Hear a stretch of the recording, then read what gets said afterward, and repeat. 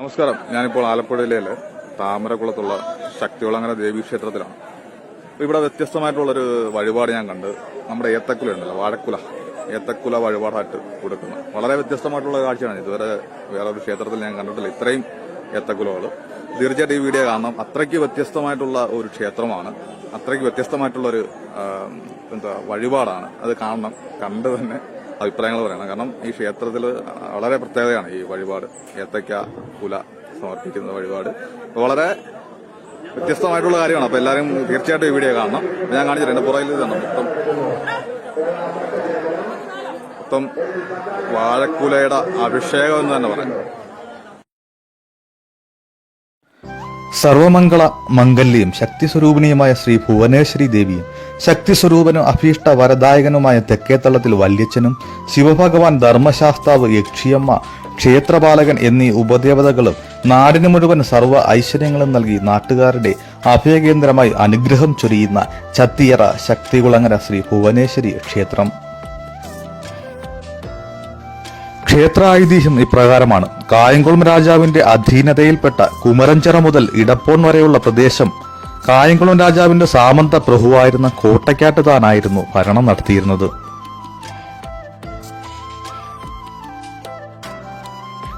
അന്ന് ഈ നാട്ടിലെ ഇടപ്രഭുവായിരുന്നു പുന്തിലേത്ത് താൻ.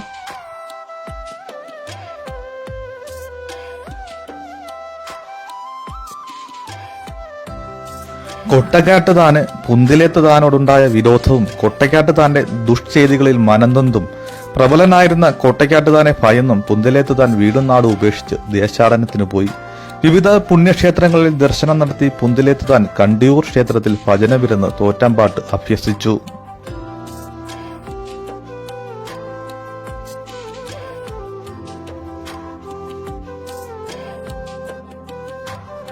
ദേശാടനത്തിന് ശേഷം ചത്തിയറ ദേശത്ത് തിരിച്ചെത്തിയ പുന്തിലേത്ത് താൻ ഇന്നു ക്ഷേത്രം നിലനിൽക്കുന്ന സ്ഥലത്ത് അന്നുണ്ടായിരുന്ന കാവിൽ അഭയം തേടി.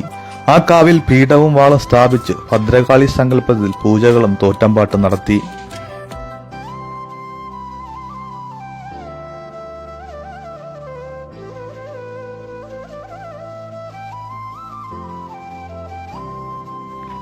തോറ്റമ്പാട്ട് കഴിഞ്ഞ് പീഠവും വാളും തൽസ്ഥാനത്ത് നിന്ന് ഇളക്കാൻ പറ്റാതെ വന്നതിനെ തുടർന്ന് പ്രശ്നചിന്തനം നടത്തിയതിൽ അവിടെ ദേവീ സാന്നിധ്യമുണ്ടെന്നും വിധിപ്രകാരം ക്ഷേത്രം നിർമ്മിച്ച് പ്രതിഷ്ഠ നടത്തി ആവശ്യമായ പൂജകൾ മുടങ്ങാതെ നടത്തണമെന്നും തെളിഞ്ഞു.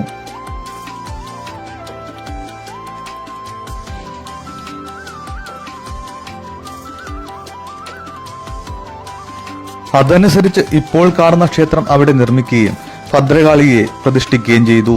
പൂജാതി കാര്യങ്ങളിലുണ്ടായ മാറ്റം മൂലമാകും കാലക്രമേണ ദേവീ സങ്കല്പത്തിന് മാറ്റം വരികയും ഇപ്പോൾ ഭുവനേശ്വരി ദേവിയായി ആരാധിച്ചു വരികയും ചെയ്യുന്നു.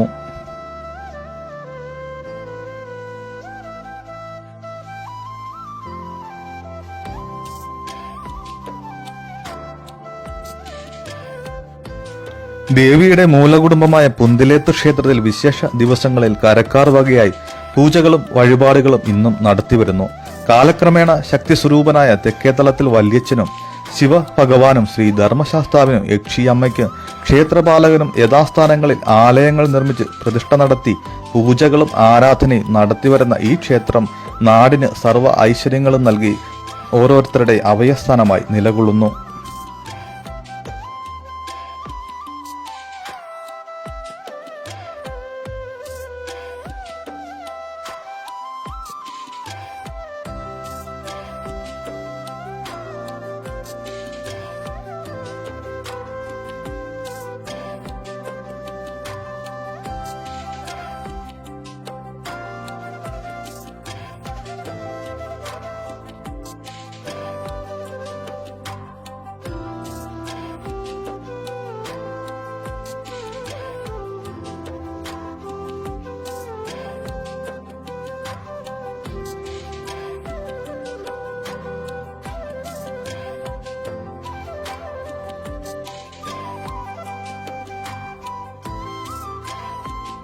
നായർ ഈ ക്ഷേത്രത്തിന്റെ മൂല കുടുംബത്തിൽപ്പെട്ട അംഗമാണ്. കൂടാതെ ഈ ക്ഷേത്ര ഭരണസമിതിയിലെയും അംഗമാണ്. താമരക്കുളം വില്ലേജിൽ ചത്തിയറ ശക്തികുളങ്ങര ശ്രീ ഭുവനേശ്വരി ക്ഷേത്രം പുരാതന കാലത്ത് കായംകുളം രാജാവിന്റെ ഈ വല്യച്ഛൻ ഒറ്റയ്ക്ക് ശാസ്താംകോട്ടയിലുള്ള കാലിച്ചിന്തയിലേക്ക് പോകുന്ന വഴിക്ക് പിറകെ കൊട്ടക്കാട്ടുതാന് അദ്ദേഹത്തിന്റെ കീഴിലുള്ള പടയാളികളായ ഏതാനും പേരെ വഴിമധ്യേ വെച്ച് വല്യച്ഛനെ കൊലപ്പെടുത്തണമെന്നുള്ള ഉദ്ദേശത്തോടു കൂടി ചട്ടം കെട്ടി പറഞ്ഞയക്കുകയും ഈ നാട്ടുകാരുടെ കാണപ്പെട്ട ദൈവമാണ് തെക്കേതളത്തിൽ വല്യച്ഛൻ. ശക്തിസ്വരൂപനും ആപത് വാന്തവനുമായ വല്യച്ഛനെ വിളിച്ചാൽ വിളി കേൾക്കുമെന്നും തന്റെ ഭക്തരുടെ നാനാവിധമായ ദുഃഖങ്ങൾക്ക് വല്യച്ഛൻ മോചനം നൽകിയിട്ടുണ്ടെന്നാണ് അനുഭവസ്ഥരുടെ വിശ്വാസം.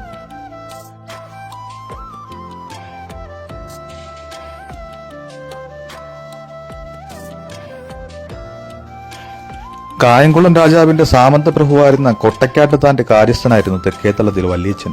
അമാനുഷിക ശക്തിയും അത്ഭുത സിദ്ധികളുമുള്ള വല്യച്ഛൻ തന്റെ സ്ഥാനത്തിന് ഭീഷണിയാകുമെന്നുള്ള ദുഷ്ചിന്തയാൽ ഉന്മൂലനം ചെയ്യണമെന്ന് തീരുമാനിച്ച കോട്ടയ്ക്കാട്ട് താൻ കൊട്ടാര സംബന്ധമായ ആവശ്യം പറഞ്ഞ് വല്യച്ഛനെ ഒരു ദിവസം ശാസ്താംകോട്ടയിലേക്ക് അയച്ചു.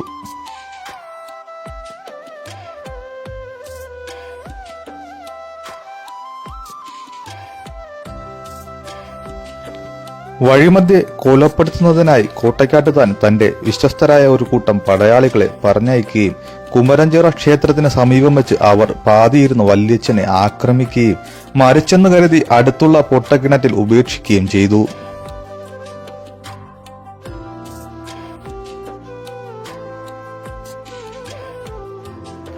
ഈ സമയത്ത് കാർഷിക അഭിവൃദ്ധിക്കായി ശാസ്താംകോട്ട ക്ഷേത്രത്തിൽ ഭജനമിരുന്ന് അവിടെ നിവേദിച്ച അടയും ഏത്തപ്പഴവും കരിക്കുമായി അതുവഴി വന്ന ചത്തിയറ ദേശക്കാരായ ഒരു കൂട്ടം കൃഷിക്കാർ പൊട്ടക്കിണറ്റിൽ നിന്നുള്ള ഞരക്കം കേട്ട് നോക്കിയപ്പോൾ വള്ളിത്തട്ടിൽ ആസന്ന നിലയിൽ കിടക്കുന്നത് കാണുകയും അവർ വല്യച്ഛനെ കരയ്ക്കെടുത്ത് കൈവശമുണ്ടായിരുന്ന കരിക്കിൻ വെള്ളവും അടയും ഏത്തപ്പഴവും നൽകി.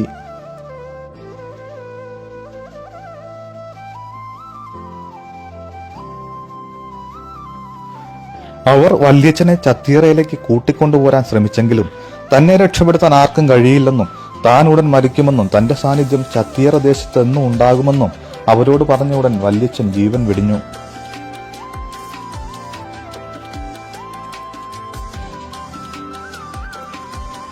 അവർ ചത്തിയറ ദേശത്ത് എത്തിയ സമയം ക്ഷേത്രത്തിന്റെ മുന്നിലുള്ള ആലിന്റെ വലിയ കമ്പ് അടർന്നു വീണത് വല്യച്ഛൻ തന്റെ സാന്നിധ്യം ദേശവാസികളെ ബോധ്യപ്പെടുത്തിയതാണെന്ന് പ്രശ്നചിന്തനത്തിൽ തെളിഞ്ഞിരുന്നു.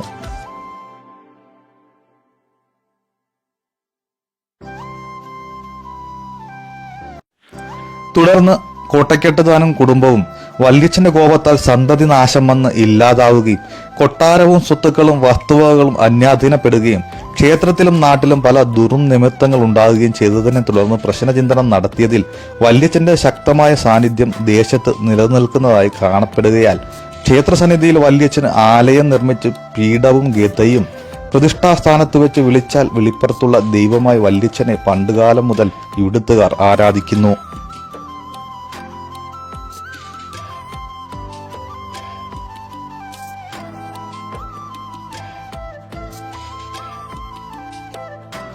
ചത്തിയറക്കാർ വല്യച്ഛൻ അവസാനം നൽകിയത് ഏത്തപ്പഴം, അട, കരിക്ക് എന്നിവയായതുകൊണ്ടാണ് പിൽക്കാലത്ത് വല്യച്ഛൻ പൂജയ്ക്ക് അടയും ഏത്തപ്പഴവും കരിക്കും ഭക്തർ വഴിപാടായി അർപ്പിക്കുന്നത്.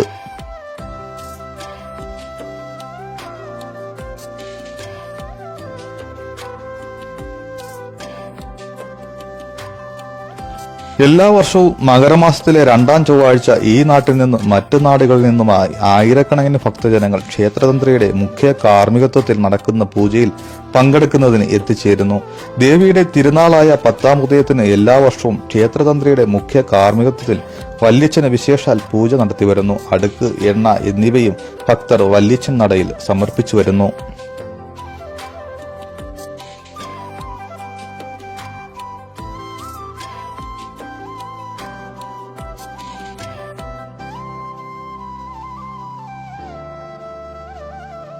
വളരെ പോസിറ്റീവ് എനർജി അറിഞ്ഞ ക്ഷേത്ര അന്തരീക്ഷവും അതുപോലെ തന്നെ ദൈവസാന്നിധ്യം നമുക്ക് ഇവിടെ തീർച്ചയായിട്ടും അനുഭവപ്പെടും. തിരുവിതാംകൂർ ദേവസ്വം ബോർഡിന്റെ അണ്ടറിലാണ് ക്ഷേത്രം സ്ഥിതി ചെയ്യുന്നത്. ജീവിതത്തിൽ ഒരു പ്രാവശ്യമെങ്കിലും സന്ദർശിക്കേണ്ട ഒരു ക്ഷേത്രം തന്നെയാണ് ചത്തിയറ ശ്രീ ഭുവനേശ്വരി ക്ഷേത്രവും